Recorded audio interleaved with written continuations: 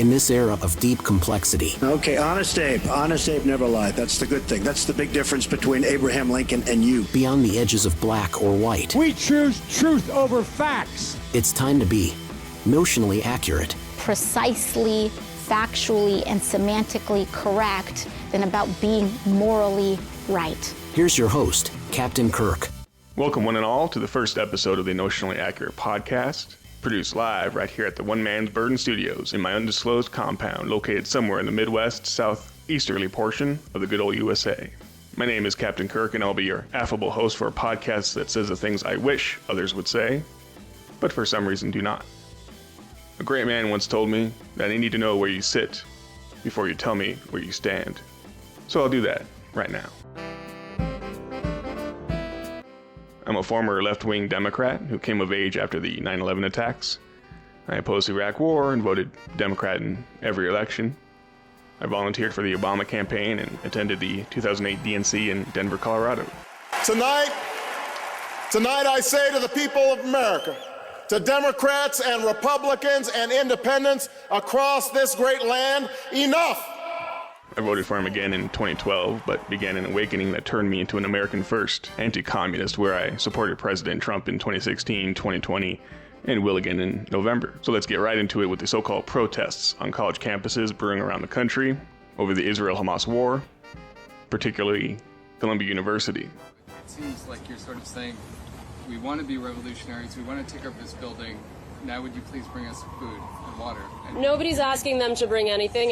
We're asking them to not violently stop us from bringing in basic humanitarian aid. They're stopping the delivery of food? We are looking for a commitment from them that they will not stop it but violently. They haven't stopped it yet. I don't know to what extent it has been attempted, but we're looking for a commitment.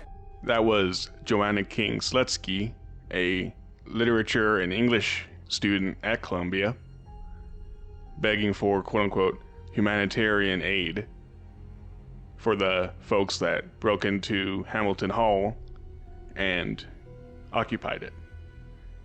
Here is King-Slutzky's biography on the Columbia website, read in part.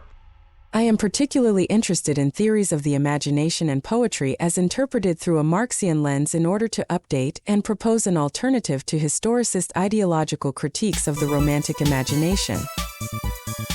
It is important to note that Columbia alum are some of the worst of the worst.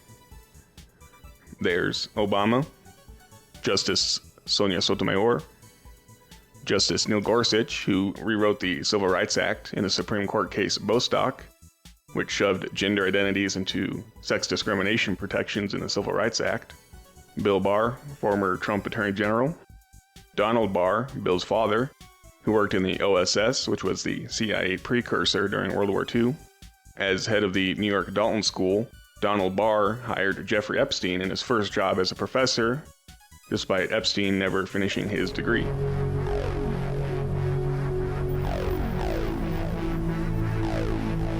There are a few Columbia alum in the Biden regime, which include Julissa Reynoso.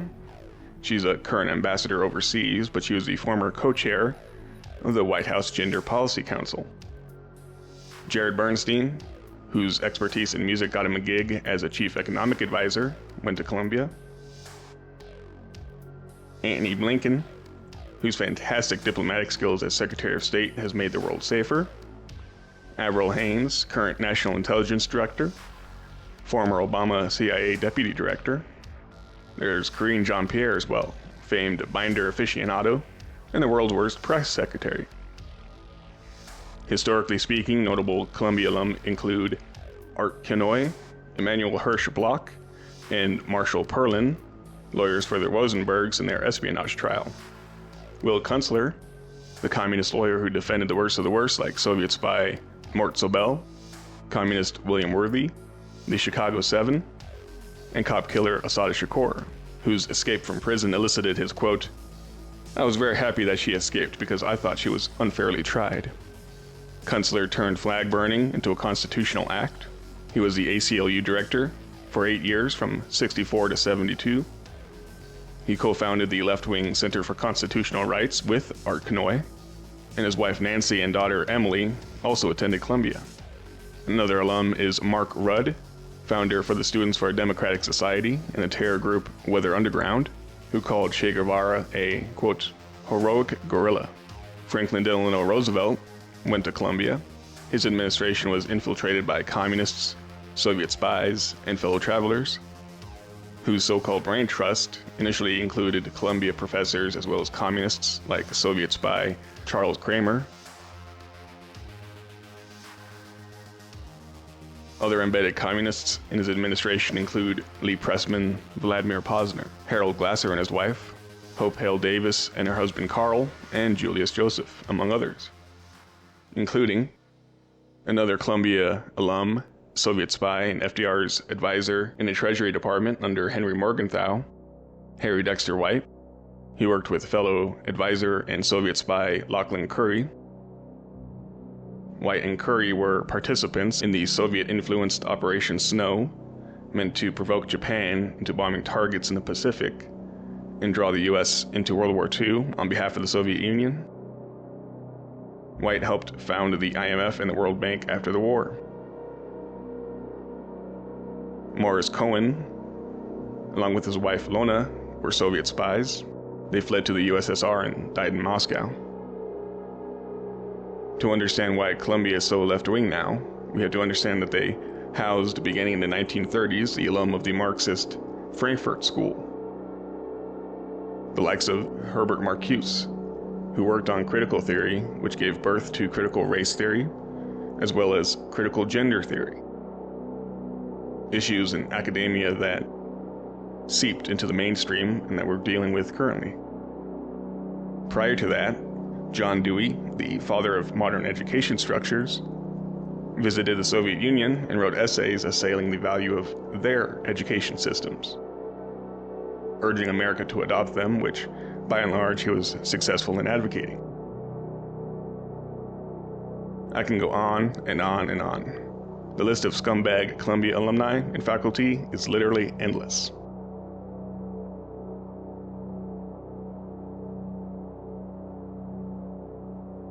Here's MSNBC host Alex Wagner waxing grimly about the potential of a conservative agenda built upon the optics of bratty kids with too much time on their hands storming college buildings and then being arrested. Hamilton Hall is, for people who are not familiar with the Columbia campus, in April of 1968, 56 years ago, hundreds of students seized the building during protest over the Vietnam War. I do not think that was lost to the people who stormed Hamilton Hall. After a week, this is again in 1968, police entered through underground tunnels and cleared them out. Over 700 people were arrested. Right, and that's remembered as a really dark chapter in Columbia's history, which is why it's so breathtaking to see them repeat it. But it does, putting this in the broader context of what's happening in American politics. I mean, when this began, I think for a lot of people, all of these campus protests had the echo of the 1960s. It feels like an inflection point for the country. We're barreling towards a presidential election. The country feels catastrophically divided on every issue, based from basic facts to an actual policy vision. We're having a Democratic presidential convention in Chicago. Yes, well, exactly. Echoes of 1968, and I just wonder, it's hard to imagine that this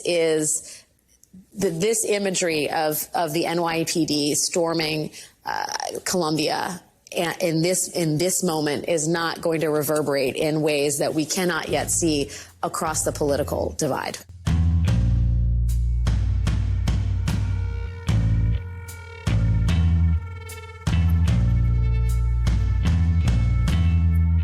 As someone born roughly 20 years after the roiling tumult of the 1960s, let's just admit one thing. Being arrested these days doesn't mean a damn thing if you're on the left.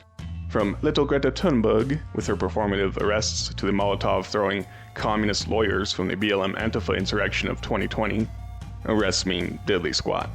In fact, they are seen as badges of honor, as proof that one is fighting the systemic white supremacist structure of oppressive oppression. More often than not, and I do mean the former more than the latter, nothing actually happens to those arrested. The hammer of the structural system of systemic structural oppression never falls on the head of a communist. If it did, we'd hear about it. Instead, the Biden DOJ's hammer of injustice falls on survivors of Soviet gulags like Eva Edel, who faces sentencing of about 6 months or more and thousands of dollars in fines for the crime of singing hymns outside abortion clinics. One other person the hammer of injustice is falling on, however ham-fisted, however clumsily and transparently evil it may be, is President Trump, who I have supported from the moment he announced his run in 2015 to today. It is clear, obvious, and undeniable lawfare tactics against him.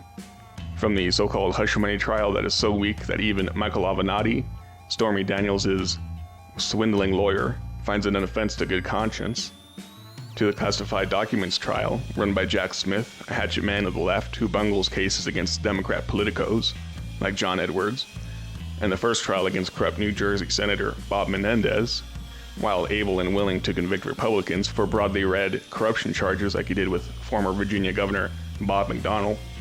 So terrible was that injustice that the Supreme Court unanimously overturned that conviction in 2016. To the January 6th case, which, again, run by Jack Smith, requires a broad reading of a law intended to prevent Enron-style obstruction of justice. To the lame-brained RICO case run by Sugar Mama Fani Willis, who is only still allowed to be the prosecutor because Judge Scott McAfee, A, donated to her, and B, is afraid of the multifaceted repercussions of not only winding down a case that could finally bring down Trump, but also of being called racist for removing Fani Willis from the case for lying about her love affair with Nathan Wade, that he doesn't want a Nick Roski situation befalling him the way it almost fell on Justice Kavanaugh over the leaked Dobbs ruling.